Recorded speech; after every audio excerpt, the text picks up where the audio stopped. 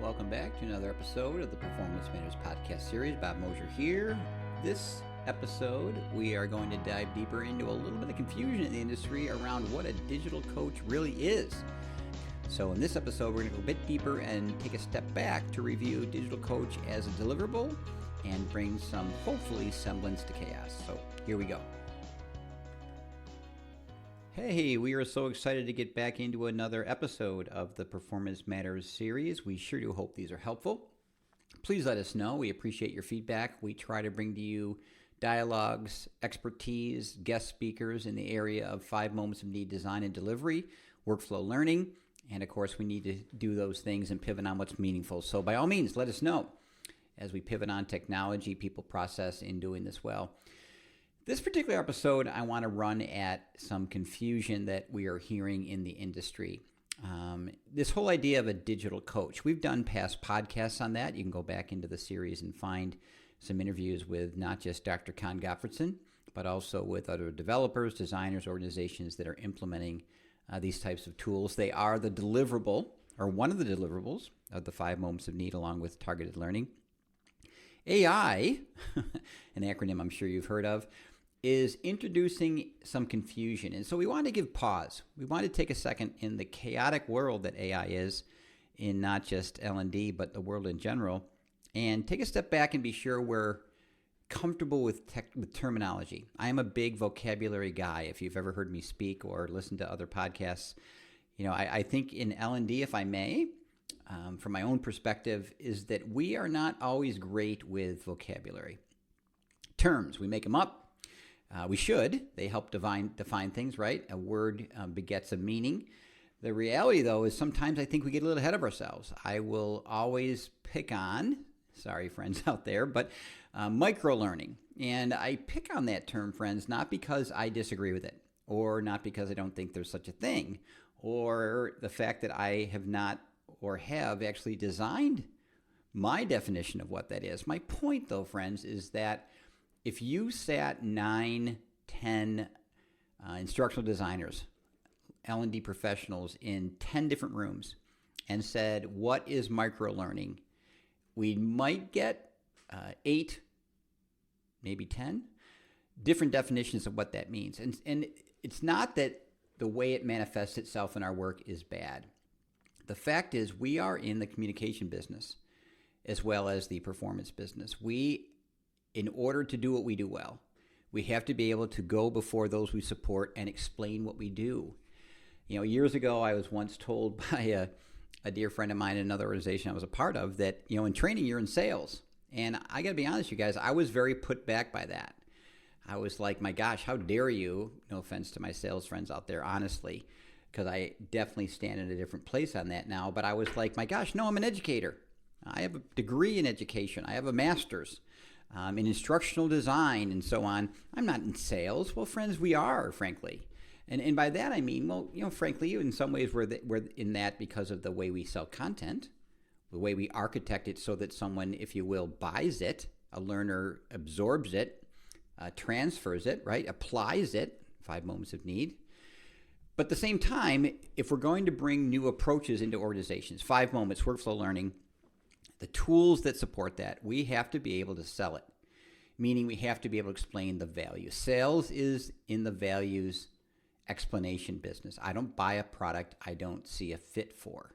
I don't see a benefit from, right? So digital coach. In AI right now, there are a lot of buzz and discussion around digital coaches. I was with a dear friend recently who's quite involved in AI in the learning space, and he has talked to multiple organizations in the past several weeks, if not months, who are saying that they have multiple digital coaches in their organization /AI. A lot of the AI tools that I have seen, a lot of people show us these things quite a bit because of the nature of our work and the world of 5 moments, because obviously there's application. And if I may, a lot of them, frankly, and I get why, I've seen the tools, I've been super impressed by them, is a lot of them are literally digital coaches. Meaning if I'm a salesperson and I do a sales pitch. AI can listen to my actual pitch, maybe coach me while I'm on it, or listen to a recording of my pitch and come back and say, look, your tone, your choice of arguments, your ability to listen, these kinds of things you need to improve. And here's how, and here's where you could go to be better at that or learn it. Friends, again, I want to be awful careful, and I hope you hear this throughout a lot of our podcasts. We do not knock those deliverables. And again, some of the earlier efforts that I've been privy to, and again, I'll be the first to say I only see a bite of the elephant in this world. I don't pretend to be as out there, frankly, as many of the wonderful experts that are. But we do see a lot, and the ones that I've seen in the digital coaching world are stunning.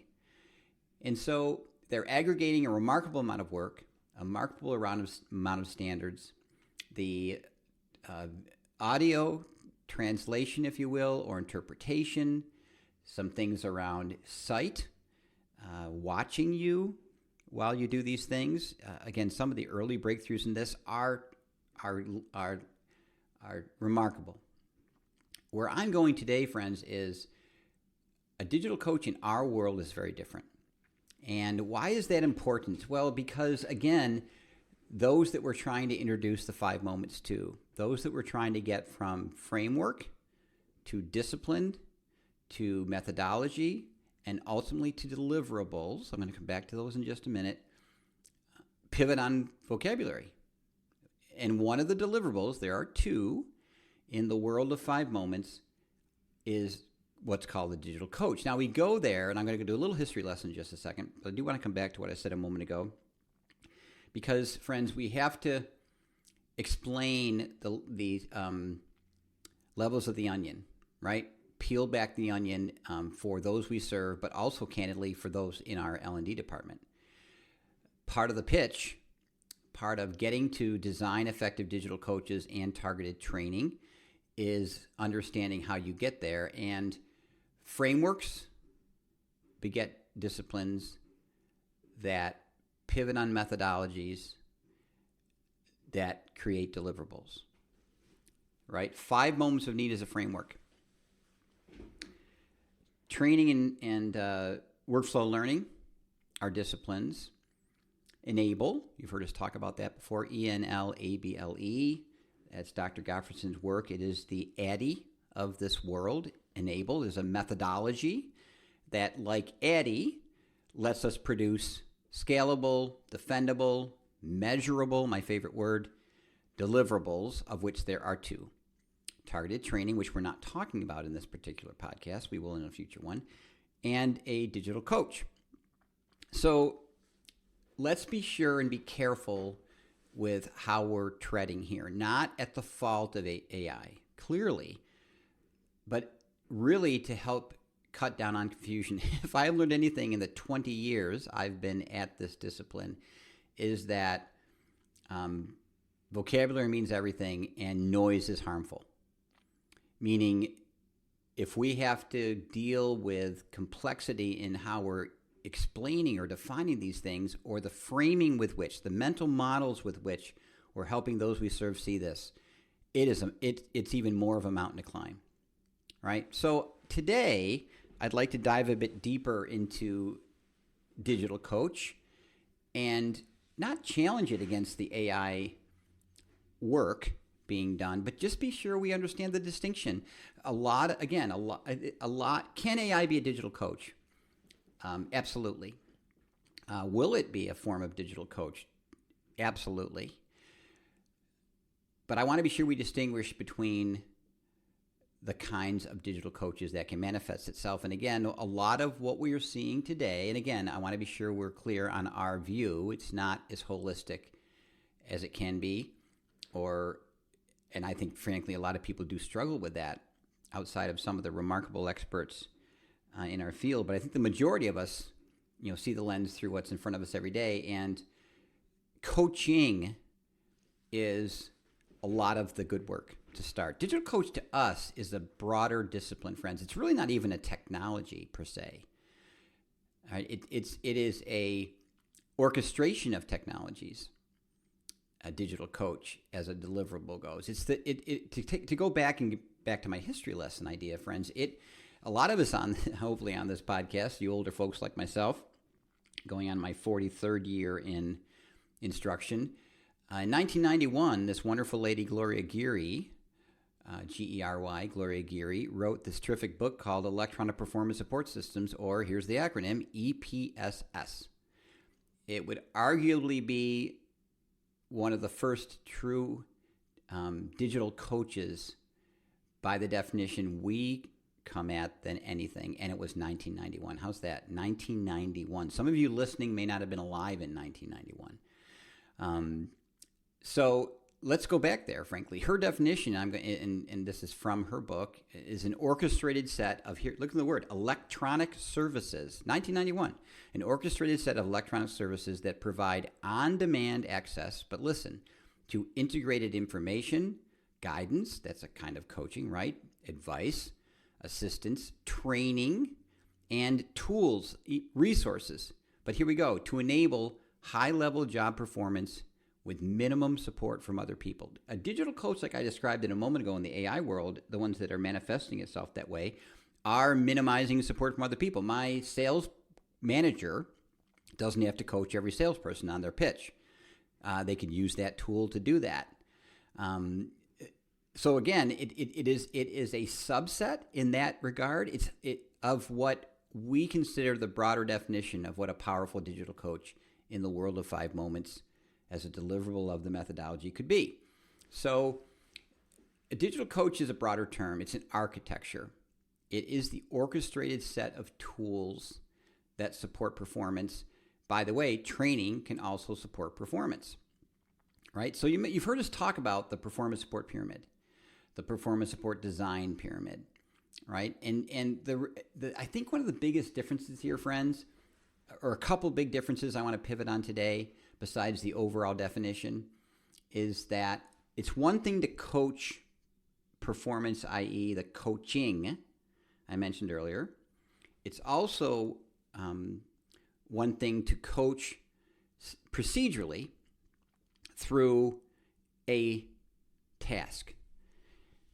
AI's chatbots, right? Things like that do that. Again, we, for years, even before I would argue AI came along in the scale it has since ChatGPT and other things that in large language such, and is that it orchestrates our journey through resources, not just it as a tool. In the descriptions I gave earlier, friends, AI would be, by Gloria's view, a integrated tool. It would be not the digital coach. It would be an important part of the digital coach. So in the broader definition that Gloria came with, it would be an element of those orchestrated tools, of those electronic services. AI is absolutely a remarkable electronic service, right? So coaching through resources, through the performance support pyramid, is really a broader definition of the deliverable that a digital coach can be. I can't tell you how many organizations we walk into that are living a resource nightmare. And I don't mean just from the L&D perspective. I mean more importantly from the performer's perspective. Friends, really, if you look at the organizations you've worked in or are a part of, we are not shy on resources, right? SharePoint alone is a staggering, in many cases, out of control resource in most organizations. We have been good since the digital age came along at archiving, storing resources. The argument Dr. Govertson would make is that there's a difference between structured and unstructured data. And we have a lot of unstructured data in many organizations, years worth, decades worth, across multiple architectures, multiple systems, websites, content repositories, SharePoint sites, right? All these kinds of, even someone's files on someone's desktop, digital, right, are remarkable resources, collaborative tools, teams, these coaching worlds, virtual communities. Friends, these are all resources that can help me perform a task. Right? A digital coach casts a broader net and orchestrates those electronic resources in the ways that on-demand is met. I love that part of Gloria's definition. When we've asked people and shown people the definition, and we often ask, take a second and give us the words you find most powerful in that paragraph. On-demand wins. I can't tell you. I've asked that question hundreds of times in presentations, virtual and otherwise, and on-demand comes back as the number one winner. Well, on-demand, friends, is a contextual pivot. It's not a availability pivot. And a digital coach, with the rapid workflow analysis we've talked about before and the methodology of Enable, helps us design a orchestrated set of electronic services that guides us, coaches us through just enough information in the right format and pivoting on the context of the workflow you are in at the time. Those three things are really, really powerful in what has always been our broader definition of a digital coach. So I'm going to spend just a bit of time there and then we'll close. Just enough information, right? When I am in a moment of need, particularly apply, definitely solve, and keeping up with change, I don't want paragraphs. And a lot of AI currently and coaching and frankly content strategies, I'll go broader than that, not just since AI's been here, do not understand the just enough principle. More is better. And it's not when you're trying to apply, solve, and change. The right format. This is a big deal. Going back to the early days of SharePoint, we pivoted on a theme, a topic.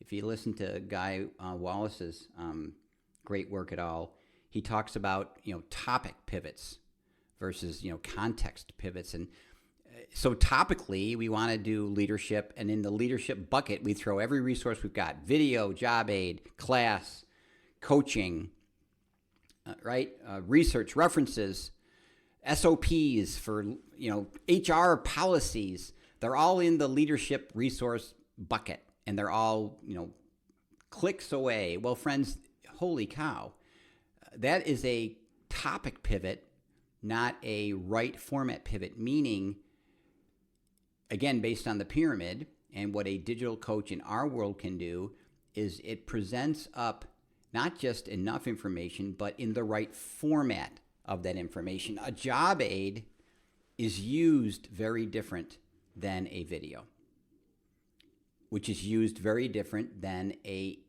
e-learning nugget object, which is used very different than a coach, like literally a coach, IA or otherwise, who sits by my side. By the way, all four of those things could be answering a performance issue I'm having on leadership, on customer service, on Excel. But I think you agree that those four resources, even though the content is in there, they support me, guide me in very different ways, right? Job aid, video, e-learning nugget, coach, right? And so a digital coach in our world, through the design of Enable, architects, or in Gloria's word, orchestrates not just enough of and the content, but the right format of that content, so I get back to work as quickly as possible. That's the outcome, right? That's the goal, to perform effectively, and here's a word, efficiently, as I can, to perform effectively and efficiently as I can. And lastly, pivoting in the context of the workflow. Friends, the workflow is a complex, involved world. It's the work that I do. It's not just something at 9 o'clock in the morning. It's something that I do as a call center rep at a organization, right? So the pivot here is the fact that the pyramid lets us, and the idea of context and the workflow lets us understand where we're coming into the performance need. Therefore, the just enough and the right format that a digital coach can offer is contextual based on the workflow and where I am. And friends, learners don't always know the map of the mall. The map of the mall. They know what they want. I want a red shirt, but I don't know where to find that. I don't know what store is the best. If I want a red shirt for hunting versus a red shirt for work, those are two very different stores, right, in some ways. But they're definitely very different deliverables or manifestations of a shirt, right? So that's the equivalent of the workflow context to a worker. And a digital coach pivots, and the enabled design methodology, rapid workflow analysis, pivots on the broader idea of the context of the workflow. So again, back to Gloria, if I can go back there, an orchestrated set of electronic services, plural, that provide on-demand, we talked about what that means, workflow, access to integrated information, guidance, yeah, advice, yes, assistance, different kind of thing, but also, frankly, training and tools, reference resources that I use, right, to enable high-level job performance with minimal support from other people. We hope this has helped. Friends, it is a noisy world out there for us in L&D. AI is coming at us at a pace that I don't know if humanly we can keep up with, but that's okay. That's okay, right? It's going to be a remarkable pivot for those who we serve. Our job is to tame the madness, right? Our job is to move beyond content creation into content curation, into performance consulting, not training alone. So hopefully this journey into vocabulary, digital coach, has helped. Love to hear your feedback. Love to hear what you think. And we will talk again soon, friends. Be well. Appreciate you. Well, that's it for this episode of the 5 Moments of Need Performance Matters series. We look forward to future conversations around how to best put the 5 moments of need into practice. We welcome your feedback and can be reached on Twitter using my Twitter handle at BMOSH, as well as our 5 Moments of Need website, which is www.5momentsofneed.com. We hope you're finding these helpful and will subscribe to future episodes. Have a great day, friends.